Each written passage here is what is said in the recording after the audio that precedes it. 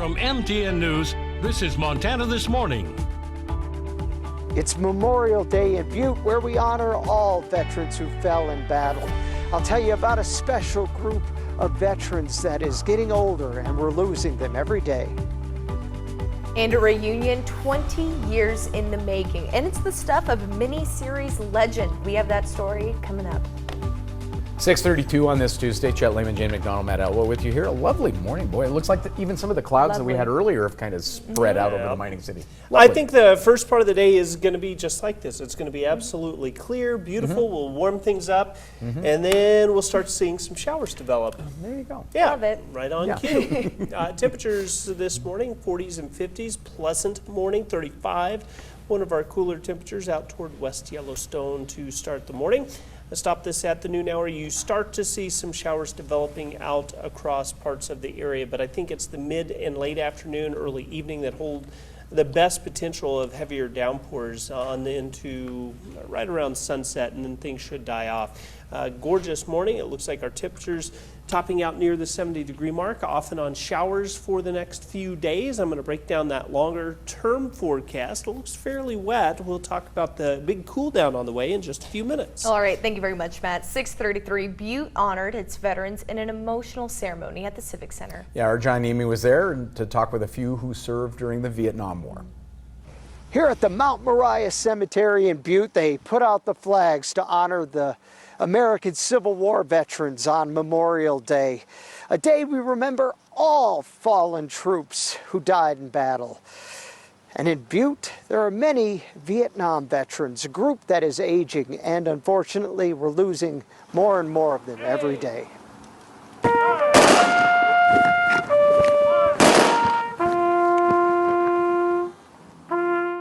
The World War II vets are few and far between, and all well over 90 if there are any left.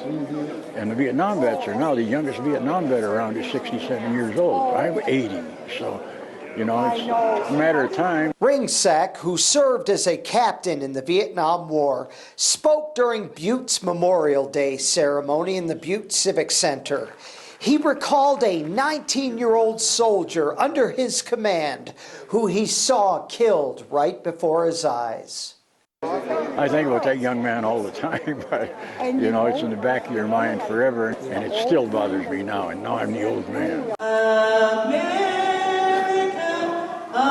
America, God shed His grace on thee. After the ceremony in the Civic Center, veterans organizations went to the local cemeteries to further honor the veterans buried there. As veterans of the Vietnam War get older, they too will be gone, as veterans from the Civil War and the Spanish-American War.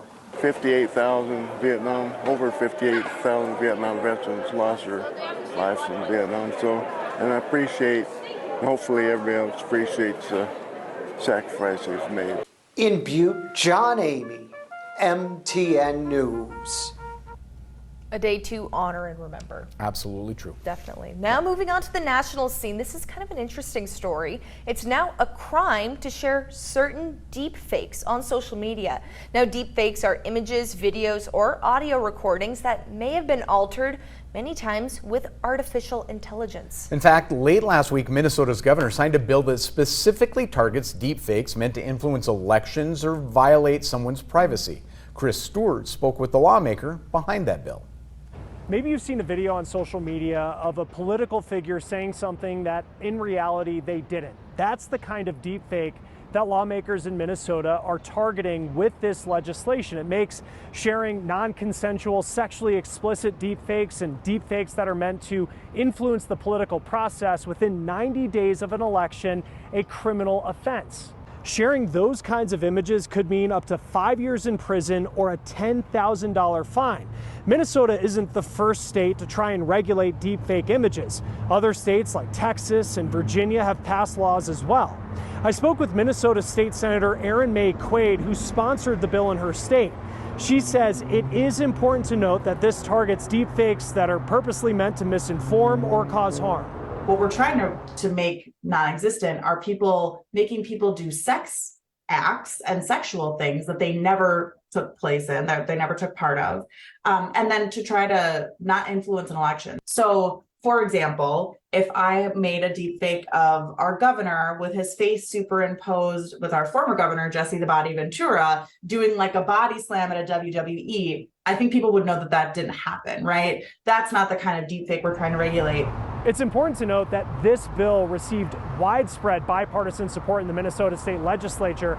The state senator tells me the next step in all of this that she hopes to see is legislation not just passed on the state level, but also at the federal level to put more pressure on big tech companies to do more to regulate the spread of deepfake images. Chris Stewart, Scripps News, Denver. Scary. Terrifying. Really scary how far technology has come in some aspects. And I'm hoping we continue the efforts to stay in front of that, because it is terrifying. Absolutely. Yeah. Absolutely. Well, more than 30 members of an elite Marine unit reunited for the first time in almost 20 years. You'll love this story. Absolutely. MTN's Tim McGonigal had a chance to visit with them, learning more about their patriotism and how their experiences inspired an HBO miniseries. For members of the 1st Recon Battalion, a reunion in the Little Belt Mountains is a chance to share stories and reconnect with nature and each other. Although members of the 1st Recon Battalion got back together as a group for the first time in almost 20 years, it was as if they never left. And immediately it was like we just saw each other last week. I mean, we're all a little older, all got a little bit more gray.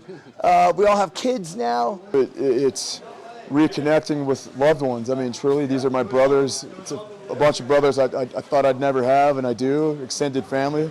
Their reunion was made possible by the Warrior Reunion Foundation, a nonprofit that brings combat veterans back together, often in scenic places like Camp Rotary in the Little Belt Mountains. The platoon is noted for being the subject of a 2004 book, Generation Kill, based on reporter Evan Wright's time embedded with the unit as they led the 2003 invasion of Iraq.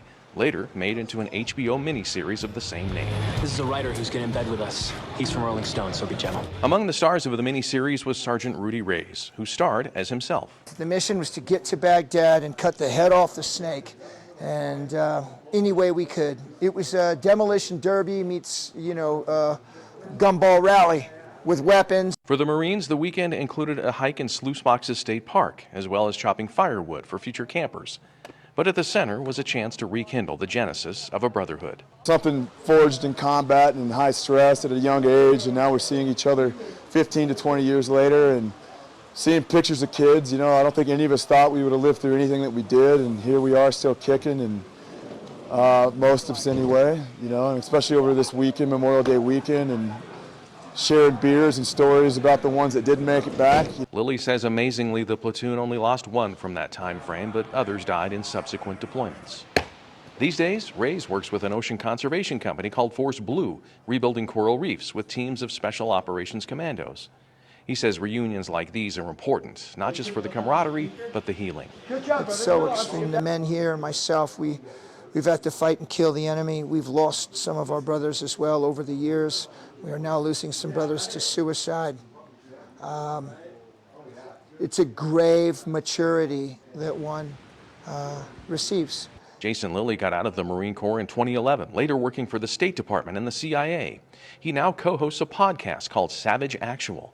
He says the U.S. should be a little more reserved before again entering into a situation like Iraq. But if they do, they need to go all in. Would I do it again? I would, only if I could do it with these guys behind me. Near Monarch in the Little Belt Mountains, Tim McGonigal, MTN News. How incredible is that? And only they know what they went through. So being able to bring them back together to share that time again and see where they've been and all of that, I think is so important. I think that that group that does that, I think, is awesome. It's huge. Yeah, it's great stuff. It's very important. Yep. Well, 6:41, time for a quick